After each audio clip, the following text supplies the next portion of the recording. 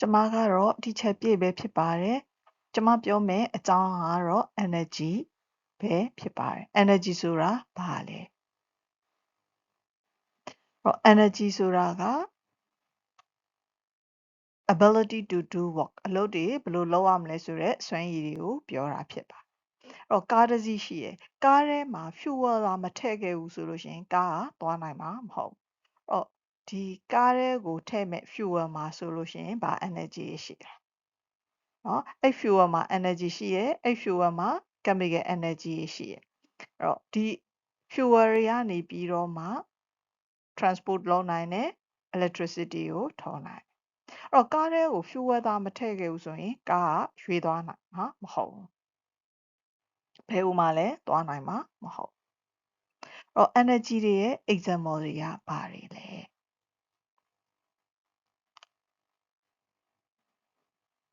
light energy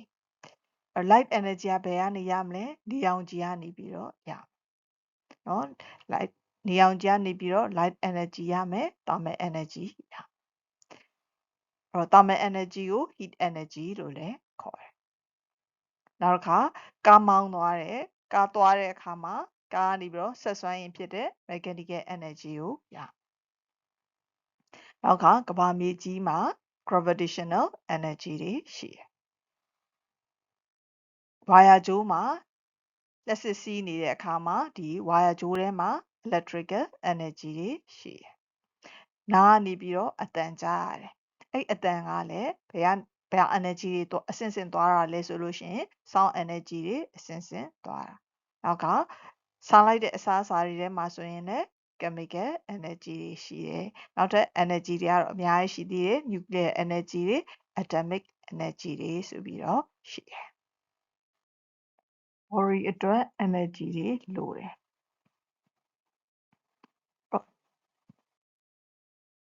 နေ့တိုင်းနဲ့ energy ဘယ်လောက်လိုတယ်လဲတယောက်နဲ့တယောက်တူနိုင်လားမတူနိုင်ဘူးကိုဘာတွေလုပ်တယ်လဲဥမာကိုကငြိမ်ငြိမ်လေးနေသလားကိုကဟိုဘက်ဒီဘက်ရှောက်သွားနေသလားကိုလုပ်တဲ့ activity ပေါ်မှာမူတည်ပြီးတော့မှ energy လိုတဲ့ပမာဏကွာခြားပါတယ်လူတဲ့အစားအစာထဲမှာစားလိုက်တဲ့အစားအစာထဲမှာ chemical energy ရှိတယ်ဥမာ carbohydrate တို့ fats တို့เนาะအဲ့လိုဟာတွေက chemical energy တွေပဲအဲ့တော့အဲ့ chemical energy ကနေပြီးတော့မှဒီခန္ဓာကိုယ်ထဲမှာ metabolism ဖြစ်တယ်ဇီဝရုပ်ဖြစ်ပျက်တယ်အဲ့အရာနေပြီးတော့မှ life process အတွက်အရေးပါတဲ့ energy တွေကို cell တွေအတွက်ကိုထုတ်ပေးတယ်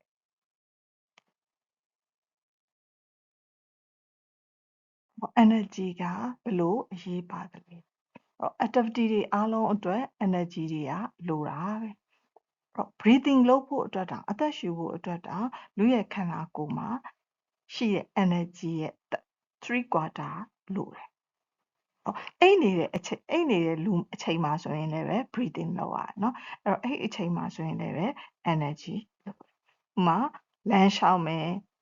နောက်ကစကားပြောမယ်တနေရာနေတနေရာကိုသွားမယ်ပစ္စည်းတွေမှအဲ့အတွက်လည်း energy တွေလိုတာပဲအဲ့တော့ energy တစ်ခုနဲ့တစ်ခုလိုတဲ့ပမာဏချင်းကတော့မတူကြဘူးဥမာထိုင်နေမယ်ဆိုရင်တဲ့ each minute เนาะ1 minute အတွက်ဒီ energy က6 kilojoule လိုတယ်တဲ့မတက်ရက်မယ်ဆိုလို့ရှိရင်လည်း1 minute အတွက်7 kilojoule လိုတယ်လူ warming ဖြစ်ဖို့အတွက် energy လိုတယ်เนาะ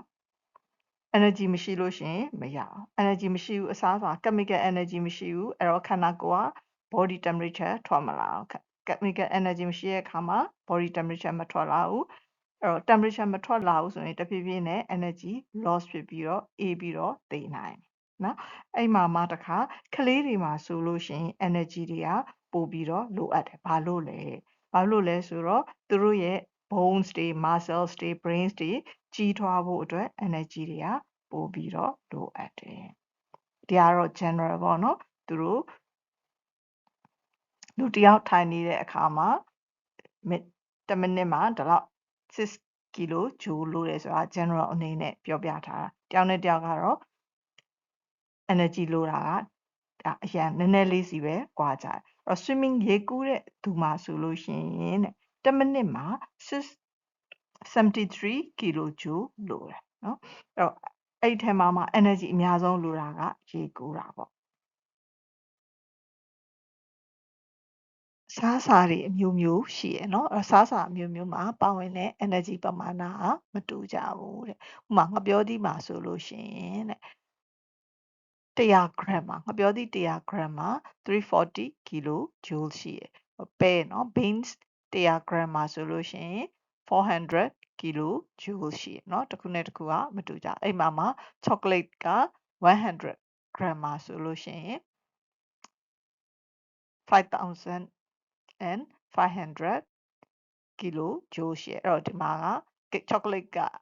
energy အများကြီးရှိတာပေါ့နော်အဲ့တော့တကယ်လို့အစားအစာတွေမှာဆိုလို့ရှိရင် nutrition facts ဆိုပြီးတော့ပါတယ်လေဒီ label လေးတွေလေဥပမာ Ovaltine မှာဆိုလို့ရှိရင်လည်း Ovaltine ပလင်းမှာဆိုရင်သူ့ရဲ့ဘေးနားမှာ label လေးတက်ထား nutrition facts ဆိုပြီးတော့energy ကဘယ်လောက်ပါတယ်ဘယ်လောက်ရမယ် protein ကဘယ်လောက်ကီလိုကယ်လိုရီရှိရယ် carbohydrate ကဘယ်လောက်ကီလိုကယ်လိုရီနောက် fiber ကဘယ်လောက်ပါတယ်ဆိုပြီးတော့ဒီနောက်မှာ nutrition facts label လေးတွေပါတတ်တယ်เนาะအဲ့မှာရေးထားတယ်အဲ့တော့တကယ်တည်းက energy ရဲ့ unit ကတော့ joule ပဲเนาะ energy ဒီ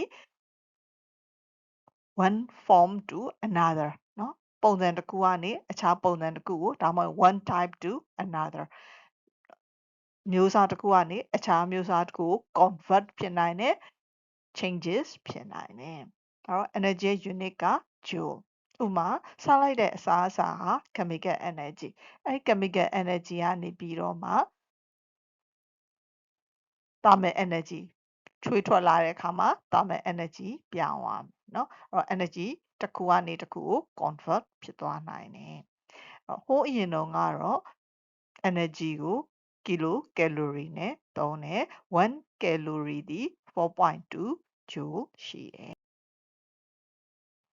energy balance အရွယ်ရောက်ပြီးသားလူတစ်ယောက်ကတဲ့သူတို့လှုပ်ဆောင်ရမယ် activity တွေအတွက်လိုဒီလောက်ပဲ energy ကိုယူတင်တယ်စားတင်တယ်ပေါ့တကယ်လို့သူတို့စားတဲ့အခါမှာ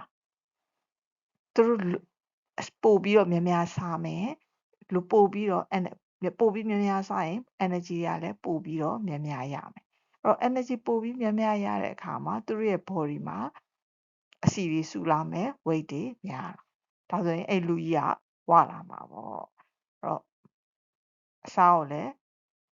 များများမစားသင့်ဘူးပေါ့တကယ်လို့သူတို့လိုအပ်တာထက်ပိုပြီးတော့မစားဘဲနဲ့နည်းနည်းပဲစားမယ် eat less energy နည်းနည်းပဲစားတဲ့အခါမှာ energy ကလည်းနည်းနည်းပဲရအဲ့ဆို energy နည်းနည်းပဲရတဲ့အခါမှာသူ့ရဲ့ body ကလည်း weight ကျလာမယ်အဲ့တော့ lose weight ဖြစ်လာအဲ့တော့ဘယ်ဟာကောင်းတော့ weight gain ကကောင်းလား weight loss ကကောင်းလားเนาะ weight gain ဆိုရင်အစာများများစားမှာပေါ့အစာများများစားရင်ဝလာမယ် fatigue ဖြစ်လာမယ် weight loss ဖြစ်ရင်သူကပိန်သွားမယ်